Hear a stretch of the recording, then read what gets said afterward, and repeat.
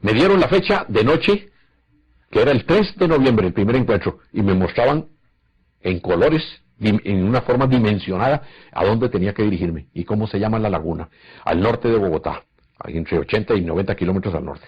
Llega el día de la fecha, todos los miembros del grupo me felicitan, me tengo que vestir como un campesino, me prestan la ruana del hijo de Richard Dean, me prestan un sombrero, voy con botas, pantalones caqui, camisa caqui, y me despido de mi familia y le digo, voy a estar ausente quizás 3 días o 4, no lo sé, pero voy a salir.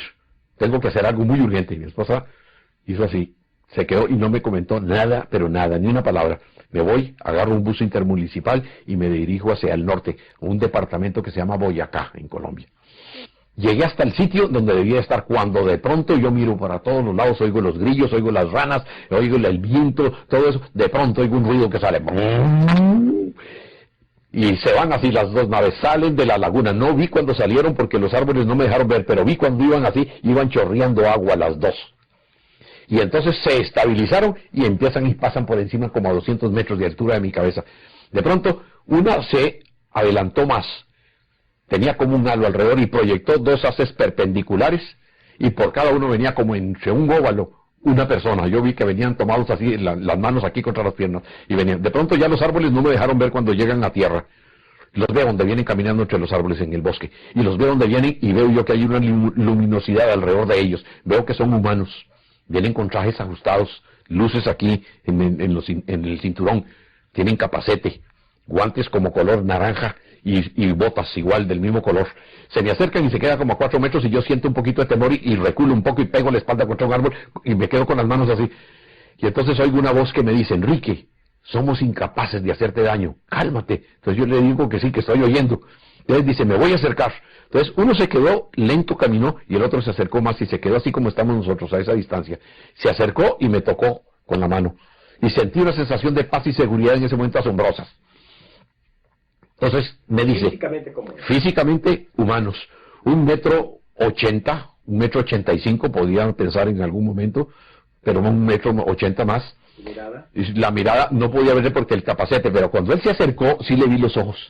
Toda la luz que emanaban aquí alrededor de él, yo alcancé a ver que eran humanos. Las manos se las vi, los guantes, 5 dedos en los guantes, las botas, eran humanos. Más altos que yo, como te digo, por ahí 1,82 m, quizás 1,85 m. No vi el color del pelo ni nada porque lo tenían con un capacete. Entonces me dice, ven, te vamos a subir a bordo, no tengas temor.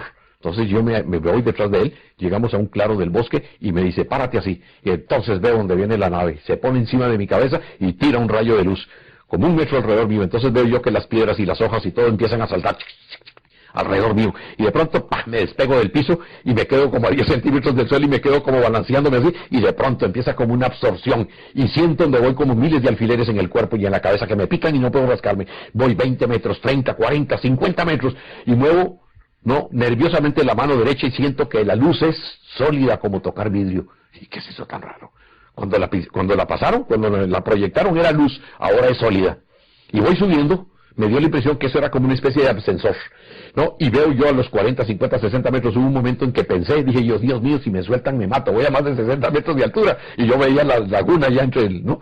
Y de pronto se abre una puerta aquí así, brum, y entro, y la luz venía ahí arriba. Aquí abajo donde entré, se cerró la tapa, y la luz se cerró, y quedó, dije, ¿cómo se cerró? No quedó huellas de nada. Entro en una sala de color beige como el de esta pared, muy clara, no veo a nadie, estoy totalmente solo, tiene aspecto casi hexagonal, no hay puertas, no hay ventanas, no veo luces. Entonces oigo una voz, yo me quedé solo en el mismo lugar mirando para todas partes, sonrientes, ¿no? Y con la esfera todavía en la mano, me sudaba la mano. Entonces me la meto al bolsillo y oigo una voz que dice, Enrique, desvístete. Yo me quedo así, sonriendo a ver quién fue el que me habló. Oigo la voz en español, me quito el sombrero y lo pongo en el suelo, no hay donde colgar la ropa. Me quito la ruana y la pongo en el suelo. Cuando pongo la ruana me doy cuenta que no hay sombra. ¿Y qué es eso tan raro? Agarro la ruana y la sacudo. No hay sombra. Agarro el sombrero, nada, moví la pierna, no hay sombra. Y dije, ¿y ahora que caigo en cuenta de dónde sale la luz? No habían bombillos, no habían lámparas, no habían fluorescentes. Nunca pude saber de dónde venía la luz, pero estaba totalmente iluminado, claritito. Muy bien. Me piden por segunda vez, entonces me voy quitando la camisa. Por tercera y cuarta vez, a la cuarta vez yo quedé, no sabía para dónde ver, quedé totalmente desnudo. Entonces, de las partes de del piso con la pared, entra un humo, de pronto, y se llena totalmente la habitación. Siento un olor como a la lima, como a limón, pero muy concentrado. De esa manera lo asocié, y se invade totalmente todo. Y de un momento a otro, se baja, a los 4, 5, 6 segundos se desaparece. Creí que me estaban matando como los nazis hacían con los judíos en las cámaras de gas. Y yo hasta ese momento no me he dado cuenta que yo estaba respirando normalmente. Hice así, tomé y vi que estaba respirando perfectamente. Entonces oigo una voz que dice, Enrique, vístete. Y entonces empecé a vestirme rápidamente. Dejé la ruana y el sombrero en el piso porque no había de dónde colgarlas, ¿no? Y de pronto empecé a mover, me moví, no vi remaches, no vi uniones, nada. Todo como si estuviera todo hecho de una sola pieza. De pronto suena algo así detrás de mí, suenan, y se abre una puerta lateral, se corre así y entra uno de ellos. Con el pelo amarillo hasta aquí, ojos azules, pero tipo asiático, pero ojos azules grandes, nariz recta, mentón muy perfecto, la nariz, la boca poca comisura de los labios, no, muy salido la parte de los pómulos, pelo amarillo, la piel lindísima. Lo veo ya y me dice, bienvenido Enrique, me dice en español, bienvenido, hermano Enrique, a bordo. ¿Cómo has estado? Le dije yo, bien. Le dije, yo soy Enrique Castillo. Le dice, yo soy Cyril Weiss. Le dije, sí, tú eres Cyril Weiss, yo soy Enrique Castillo. Dice, ¿no te acuerdas de mí en Caracas en el año 69, de la entrada del teatro? Le digo, Cyril Weiss, el suizo. Entonces tú eres uno de los tripulantes. Me dice, sí, entonces tú eres extraterrestre. Digo, sí, soy uno de los extraterrestres, soy uno de los tripulantes. Me quedé, asocié rápidamente que seguramente por alguna razón durante los 3 meses y 8 días que fuimos amigos, había visto alguna cualidad o alguna cosa por la cual se sucedía ahora ese encuentro 4 años después. Nunca, hasta la fecha, vale la pena hacerlo en este momento, de que nunca he podido saber por qué fue que me contactaron. Nunca lo he sabido en 25 años. Se abre y voy a un semicírculo y me están esperando 4 hombres. 2 con un traje vestido de mameluco como la Coca-Cola, como la miel quemada, y los otros como un color gris, pero sin ser brillante, un gris plomo. Se paran y me saludan, todos igualitos, uno más alto que otro, pero las mismas caras, el mismo pelo. Yo me quedé aterrado, lo único que cambiaban eran 2 tenían el color de la Coca-Cola y otros 2 el color de plomo. Vengo detrás de la mesa, del escritorio, o como se llame eso, habían 2 sillas y me ofrecen una. Entonces yo por encima de la mesa los voy a saludar, hermano, buenas noches. Entonces no me dan la mano, me hacen lo mismo todos. Y me dijo, Cyril, salúdalos igual. Entonces todos me dan la mano así. Me ofrecen que me siente, yo me siento, el asiento se bajó y quedé a la altura de la mesa. Entonces, unos de ellos estaban así. El otro estaba mirándome así. Dije yo, son actitudes muy humanas, qué raro. Pensé yo que era raro para mí. Yo pensé ver otra cosa. Pero no, las actitudes eran muy humanas. Y tan humanos que estaban ahí, 1,82 m, 1,85 m quizás de altura. Entonces, yo no sabía qué hacer. Entonces Cyril me dice, Enrique, pregunta lo que quieras. Yo le digo, ¿puedo preguntar? Sí. Entonces les digo, hermanos, ¿quiénes son ustedes? ¿De dónde vienen? ¿Por qué a mí? Fue lo primero que se me ocurrió, ¿por qué a mí? Entonces, entre ellos hablan así. Oí muchas S y muchas Z. Me dio la impresión que era su idioma, ¿no? Y entonces el que era comandante, el que me presenta como comandante de nombre Kramier, me dice,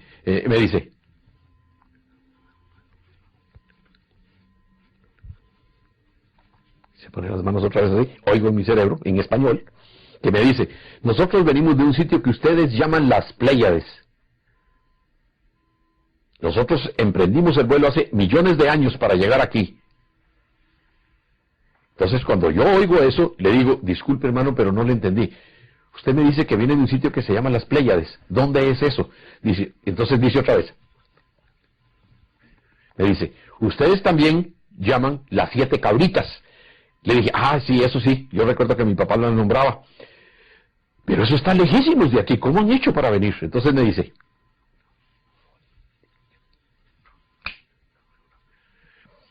traduzco, dice, nosotros emprendimos el vuelo desde las Pléyades hasta aquí hace millones de años, según vuestra manera de contar. Pero para nosotros acabamos de salir. Yo me quedé desconcertado cuando me dijo eso, dije, disculpe hermano otra vez, perdone mi ignorancia, pero no le entendí bien. Entonces me hace otra vez. Me dice, no te maravilles de lo que te decimos.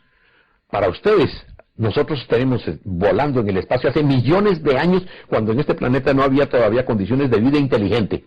Ya había Me aclaró que había vegetación, había atmósfera, había animales, todo eso. Pero la vida inteligente del hombre no se había dado todavía, cuando empezaron ellos a viajar de allá. Dice, pero nosotros acabamos de salir.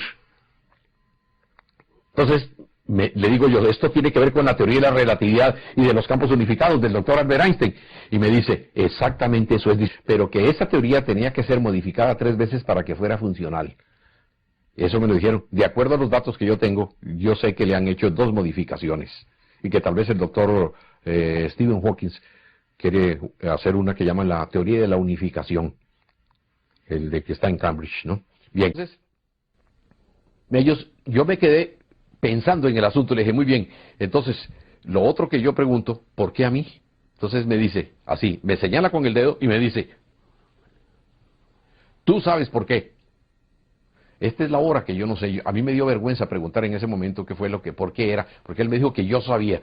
Entonces los investigadores, digamos, Freixedo me ha dicho, Andrea Faber-Kaiser me decía también, y Juanjo me dijo hace poco en la casa cuando estabas tú allá, me decía Juanjo, es muy posible que tú no lo sepas a nivel, sino a nivel de subconsciente, y no esté claro para ti.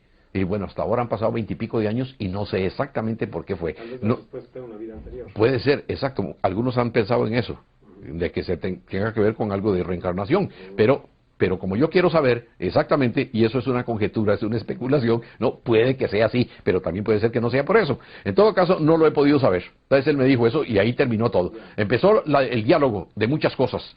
Me llevaron, cuando yo vi el reloj, que ya había pasado un rato de estar haciendo preguntas, el reloj estaba parado a las 2:25, a la hora que entré en el campo, ¿no?, de las naves. Se paró el reloj, era un Rolex automático, se paró. Entonces me dijo, aquí no te va a funcionar. Entonces ya pensé en eso. Entonces después dije yo, ya que estamos aquí, ¿por qué no me dan una vueltita para volar a bordo de la nave? Entonces me dice, desde que tú entraste estamos en vuelo. Dije, pero ¿cómo va a ser? Yo pensé que era que tenían que amarrarme, ponerme algo especial. Y me dijeron, si estamos en movimiento, y se ven con nosotros. Y salieron y me subí por una escalerilla casi de caracol a un piso alto.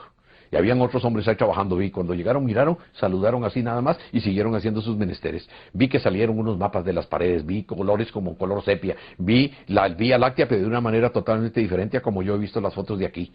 Nos mostraron el planeta Tierra. Vi que habían, entre planeta y planeta, habían unas líneas totalmente, perfectamente claras. Dice, estas líneas indican que nosotros tenemos intercambio con estas civilizaciones. Son múltiples. Tenemos intercambio científico, cultural, tecnológico y científico hasta donde nos permite a nosotros cada gobierno que tenemos. Bla, bla, bla. Y se hacen acuerdos. Lo que no hacemos de intercambio y nunca intervenimos abiertamente es en las creencias religiosas. Me lo aclararon de una vez. Ok, perfecto. Entonces dice, y estos punteaditos así son civilizaciones como la vuestra que están a punto de entrar en un nivel mucho más alto, tal vez de superhombre, por ejemplo, ¿no?, en donde se establece un nuevo estado de conciencia, y entonces es cuando nosotros podemos entrar con mucha más frecuencia y dialogar ya con los científicos y con los gobernadores o gobernantes de los países. Bien, lo vi muy claro y me pareció lógico que fuera así. Entonces me dice uno de esos, ven para que veas a tu casa. Vi que se levantó un tipo de un sitio que había como un aparato aquí así, y me subí una gradita y me dice, mueve estas 2 palancas. Se abrió como los párpados de los ojos así, chan, y miré y me dio como mareo. Me dice, esa es tu casa, gradúala aquí. Entonces yo agarré 2 manillas, hice así, hice un barrido y enfoqué toda mi casa. Y vi a mi esposa y a mis hijos durmiendo a través de las paredes. El perro pegaba las patas contra la ventana de la habitación mía que quedaba en la parte de atrás, como si se enterara que yo estaba por ahí cerca. Me quedé aterrado y dije, pero ¿cómo? Yo le llamé telescopio electrónico porque yo no tenía otra manera cómo asociarlo, ¿no? Y pude ver eso. Inclusive, por cierto, que se me fue un poco la mano y vi en la vecindad una muchacha que iba en una pijama muy bonita, ¿no?, con un vaso de agua. Y entonces me dijeron que me concentrara mejor en esta zona de mi familia, y me dio un poco de vergüenza porque yo no sabía, y se me fue para allá y me metí en la casa que no era, ¿no? Una parte por lo menos. De las preguntas que usted logró hacerle, ¿cuál fue la que más le impactó? La que más me impactó a mí fue que cuando yo les pregunto de cómo fue que apareció la raza humana sin embajes de ninguna naturaleza, me dijeron que ellos fueron los que habían intervenido en la creación. Dice que otras razas, con ellos los pleyadinos, intervinieron en la creación. Yo estaba al frente de poder obtener por primera vez alguien directamente ¿no? Una respuesta de esa categoría. Y la empecé, me temblaba, todo el cuerpo me temblaba. Yo dije, voy a hacer la pregunta, la voy a hacer, y hasta que la solté. Y me dijeron, nosotros fuimos los creadores. ¿Cómo terminó esa experiencia? La experiencia terminó en más o menos 8 horas o 8 horas y media. Me dejaron dormir aparentemente un tiempo que siempre declaré que yo había dormido 3 horas, pero no había dormido. Estando yo en Ecuador en 1977, cuando fui al congreso que se hizo en Guayaquil y regresé en el 78, me enfermé, dictando una charla a las 11 de la noche con un señor que era el gerente de la Gillette y una pianista chilena. Me dio pulmonía. Yo estaba en la casa de un amigo mío y estábamos sin plata, estaba con un amigo que se llama Juan Osorio. Entonces él vigilaba, me pusieron suero en la casa de ellos, no, me pusieron con penicilina, durante 2 días me pusieron suero para poder acabar con la infección. Y muy bien fue, porque yo no tenía plata. El muchacho que lo estaba haciendo era un estudiante que estaba apenas empezando su internado en el hospital. Y ellos consiguieron el suero y se consiguió la penicilina y toda esa cosa. Bien, parece ser que la penicilina obró de una manera mágica en mi cerebro, porque abrió la memoria para acordarme de que durante esas 3 horas que yo siempre había declarado que había dormido, no eran sino 10 minutos. Y que me dicen, ven Enrique, tenemos que hablar contigo. Me levantaron, psíquicamente me dieron una orden y me levantaron, donde yo estaba en una cama muy extraña, que inclusive yo siempre he pensado que la puedo patentar algún día, ¿no? Y me levantan ahí, dice, ven, tenemos que hablar contigo. Y me llevaron a una sala en donde habían varios de ellos. Y empezaron a darme una información que me quedó grabada, pero para tiempos después. Pero con la penicilina y la enfermedad se me regresó antes de tiempo. Tenía que ver con asuntos de creencias, precisamente un asunto que siempre he pensado que era un asunto sumamente espinoso y que ellos pensaban que iba a salir años después, pero sucedió por asuntos del azar, o llámalo como, no sé cómo llamar eso. Lo supe antes de tiempo. Pero yo manejé muy bien la información siempre, en ese aspecto, con gente al nivel privado. Bien, una de las cosas que más me impresionó allí fue ver la máquina, cómo viajan. Me dijeron, ven para que la veas. Y bajaron por ahí, se sonó una alarma muy extraña, bajaron, me metieron en una silla, aquí está la pared, alrededor de donde está supuestamente lo que llamaría yo el motor o la máquina de energía. Salió un visor y se me pegó aquí, y ellos a uno a cada lado. Y veo el visor y lo enfilo y veo 3 diamantes como de este tamaño girando en un círculo, en esta forma de las manecillas, pero los cristales en forma inversa. Y en el centro un tubo grande que iba del piso arriba, que parecía un caleidoscopio, de muchos colores, como cristal, y giraba lentamente y daba unos visos de unos colores pero bellísimos. Los cristales estaban pegados en la rueda de abajo y en la de arriba, ¿no? Y giraban y daban un color de ciertos colores aquí y otros aquí abajo, como una nubosidad que se difumaba ahí dentro. Entonces le digo yo, ¿y qué es eso? Dice, ese tubo que está ahí se llama el intérprete. Fíjate que es un aparato que está conectado a un piso de arriba, en donde hay 12 sillas, 12 tripulantes de la nave, salen en una silla que sale del piso y se agarran de las manos en forma de candado. Bajan del techo un aparato como los que usan los ciclistas y se lo ponen aquí y se concentran. Y el aparato que está girando ahí en la mitad de las sillas toma la información, la descarga de la energía mental, llega hasta ese aparato y el aparato lo convierte en energía de vuelo con los cristales que están abajo, los que yo estaba viendo en ese momento. Me dice, la energía mental, y ellos me hicieron la demostración para que lo viera. Se pusieron todos de esa manera y vi durante 1 minuto cómo era que lo hacían. Y después al ver la máquina ya se completaba la acción. Dice, eso que viste, la descarga de energía que nosotros hacemos mental, la convertimos en energía de vuelo. Por eso te dijimos al principio, acabamos de salir. Porque para nosotros no hay distancia que nos gaste más de esto. En un instante. Después me explicarían que no existiría lo que llamamos el presente. Que no hay un presente. Nosotros llamamos el presente constante o el presente, no es presente, porque todos los movimientos y las palabras que yo haga ya son del pasado, no son del presente. Entonces dicen que sí hay futuro, pero que el futuro es maleable. El futuro se puede modificar con el pensamiento y las acciones del hombre. Y que muchas cosas que pueden estar profetizadas como una catástrofe, como una tercera guerra mundial, nosotros las podíamos obviar de acuerdo a cómo el hombre actúe, piense, ¿no? Y cambie esa posibilidad. O sea que hay reacciones que se pueden hacer en cadena positivas para cambiar esa situación. Eso me lo explicaron muy claramente, yo lo tengo en el libro también, en la última página, para poder dar esa información. Bien, entonces ahí fue cuando vi yo esto y le digo yo, ¿por qué no lo aceleran unos 2 minutos los cristales para verlos? Porque las luces que están dando son formidables. Y me dice el comandante, Enrique, te quedas y me hace así. Siempre telepáticamente me dice, Enrique, mientras tú estés aquí no podemos. Le dije, ¿por qué? Dice, porque si nosotros aceleramos los cristales, se llaman cristales memoria, cristales vivientes los llaman. Ellos ¿cómo se llama? Los programan. Dice, si nosotros aceleramos los cristales 2 minutos aquí para que tú lo veas, cuando tú te bajes de la nave, han pasado 200 años en la Tierra. Mientras tú estés aquí, no podemos hacerlo. Me agarró una tembladera, yo me sentí como tan raro, tan extraño, y el comandante se dio cuenta y me dijo, Enrique, no tengas temor. Oye lo que yo te voy a decir, y es lo que he dicho ya a muy pocas personas.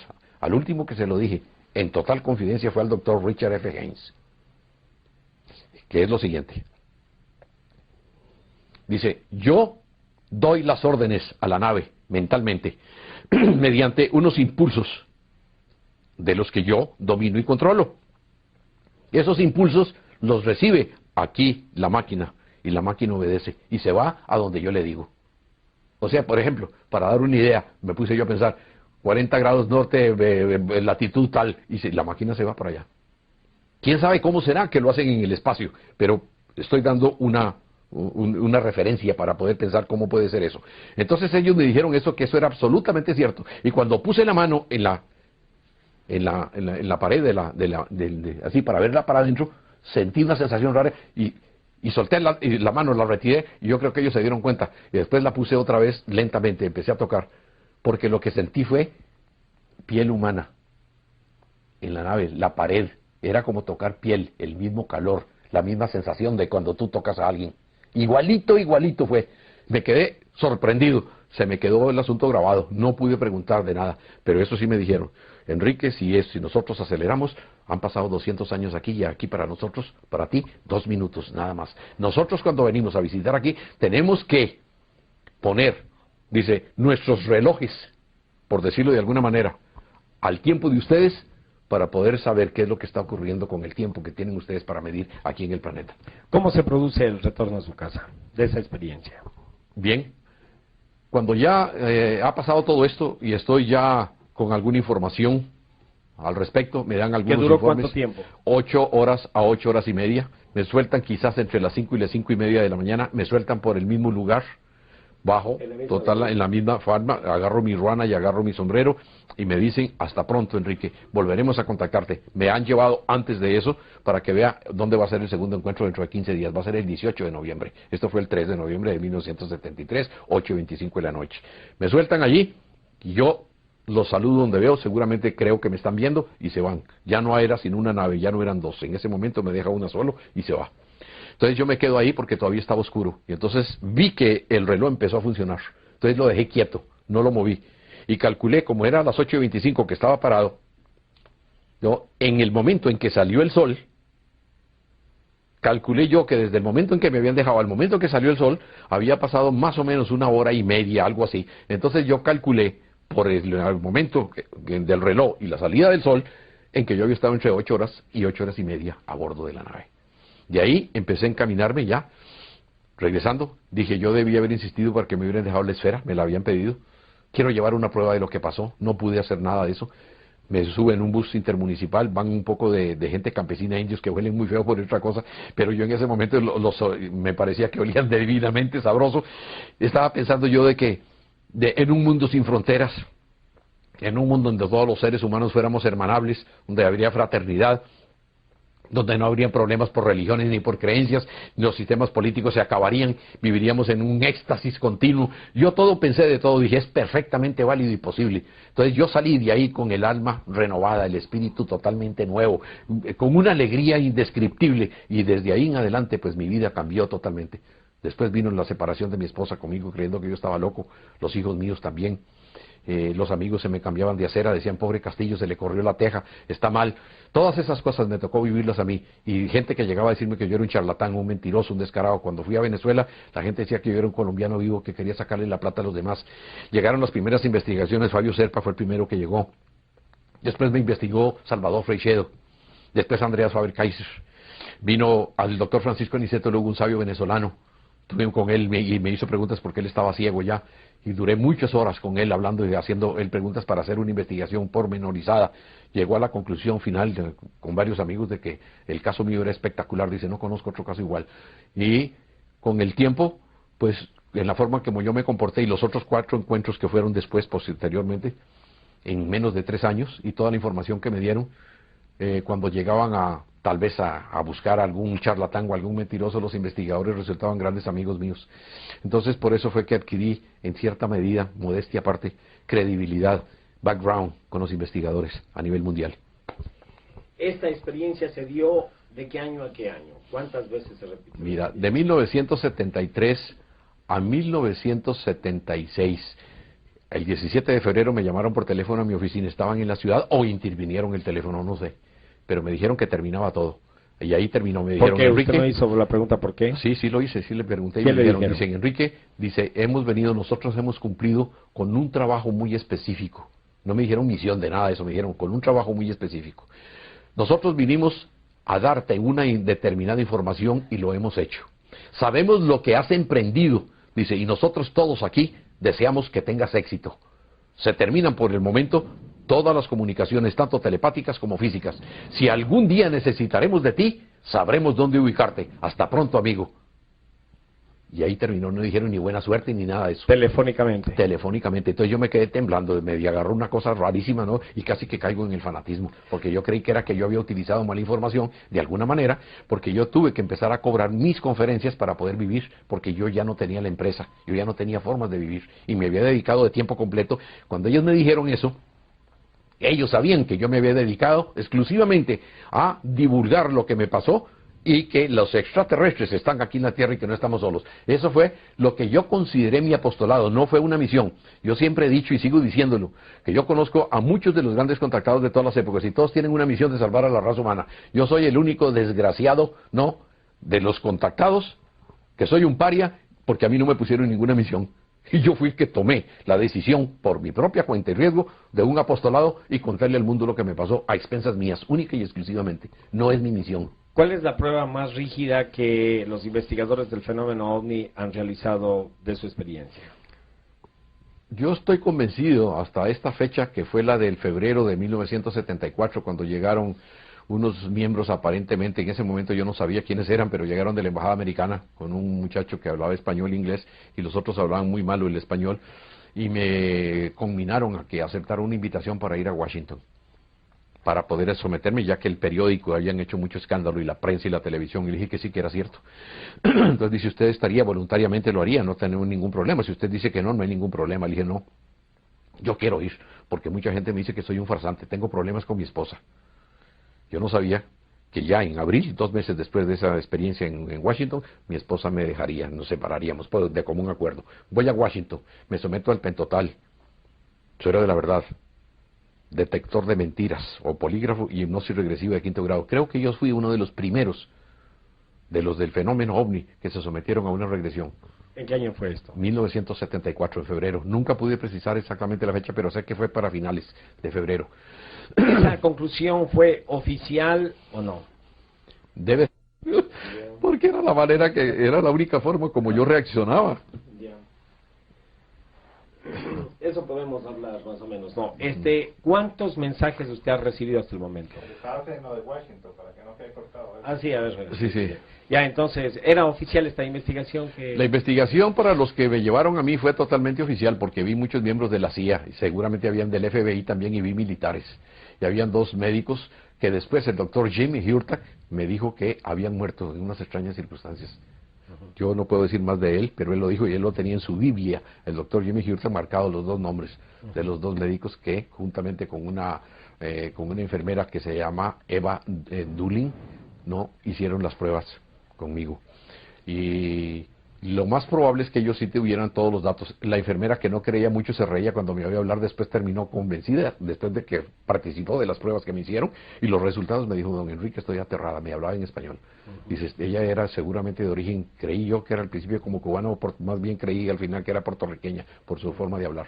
Muy bonita. ¿Cuántos mensajes le dieron estos seres? Más de 100. ¿Cómo se llama el ser? ¿Solamente con Cyril Bay se comunicó o con otros? No, con otros también me ¿Qué nombre comuniqué. es? Uno de ellos se llamaba Orión, otro se llama Yamaruk, otro se llamaba Varos. Había uno que se llamaba, Cyril Bay, el nombre de él es Krisnamer, había otro que se llamaba Krenza. Y todos vienen de las Pléyades. Estos venían de las Pléyades y habían unos que me decían que venían era de Venus, lo cual yo nunca pude aceptar, siempre tuve mis dudas, me decían que eran venusinos. Entonces yo, a los que han investigado el caso mío, yo les he dicho, ellos decían que eran venusinos y lo sigo diciendo porque eso fue lo que me dijeron a mí. Eran de 1,50 m, también tipo ario. Otra civilización. Otra civilización, pero que están en la misma organización a que pertenecen los pleyadinos. Ellos le llaman la Gran Hermandad Cósmica Solar.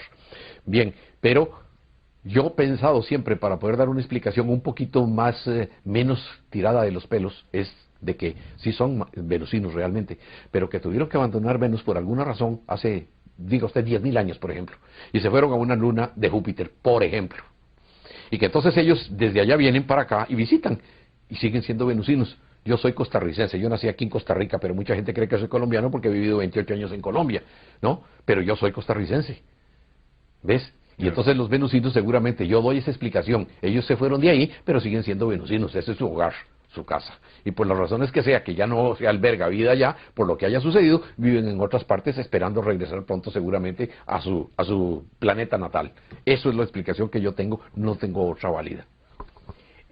¿Por qué cree usted que se terminó el contacto con estos seres? Porque la información que me dieron fue mucha, bastante, increíble. Me dieron información de tipo científico, de tipo tecnológico, de tipo humanístico, de tipo profético, espiritual, esotérico. Ellos, así como han influido en usted, ¿no pueden influir en los que están manejando las grandes potencias?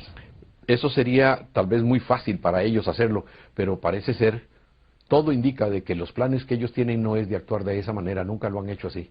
Siempre lo han hecho con otras personas que contactan. ¿Pero por qué manipular a las personas que no tienen poder? ¿Por qué qué?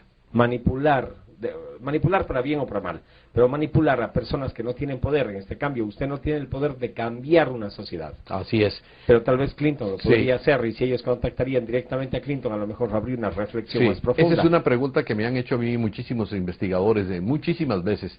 La respuesta que yo tengo es que los extraterrestres son sumamente inteligentes. Muy inteligentes. Ellos saben por qué no contactan a esas gentes así. Y saben también por qué contactan a gente como Enrique Castillo, de la clase sándwich, no, que me van a decir todo el mundo que yo estoy loco y chiflado, y que soy un vivo que le estoy sacando la plata a la gente.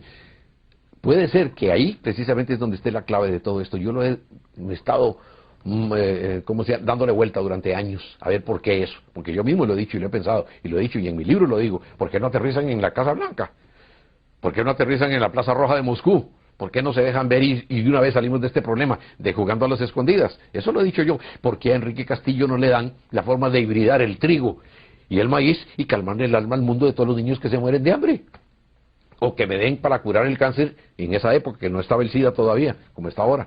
No, tal vez la solución es más sencilla. Acabas con la milicia, por ejemplo, en todo el planeta y ya tenemos una economía fresca, por ejemplo. Eso es exactamente. Pero entonces las respuestas ya no son extraterrestres, sino terrestres. Tenemos las respuestas, tenemos las soluciones, pero no hay quien actúe. Eso es exactamente. Bien, ahora, los extraterrestres, yo sí sé que ellos lo hacen es obedeciendo a un plan superior. Que ellos tienen. Sí, ahora, ¿quiénes son los que lo manejan y quiénes son los que lo han planificado? Eso sí, lo ignoro totalmente, pero sé que todo eso obedece a un plan. Todo esto no es casual, ni el caso mío, ni el que ahora se dejen ver tanto que se han hasta descarado, porque últimamente se ven por todas partes, ¿no? Somos parte de algo. Es parte de algo, de un plan tremendo que hay, y se está avecinando la hora en que todo eso se va a aclarar, quizás en los próximos 20 años. Yo soy muy poco amigo de dar fechas, porque a mí me dieron profecías que se han ido cumpliendo y otras que no se cumplieron nunca. Y otras se cumplieron adelante y otras se cumplieron atrás. Entonces, eso me deja a mí también en muy mala situación. Yo mismo lo he visto, lo hemos discutido inclusive con los hermanos Vilches por años, lo he discutido con Freixedo, lo discutí con Andreas Faber-Kaiser hasta en mi casa, muchas veces lo hemos discutido. Con JJ Benítez ahora lo estuvimos viendo hace poco, el año pasado. Entonces, todas esas cosas dejan mucho que desear, un montón de cosas, y a mí me dejan con un montón de dudas. Yo no tengo todas las respuestas.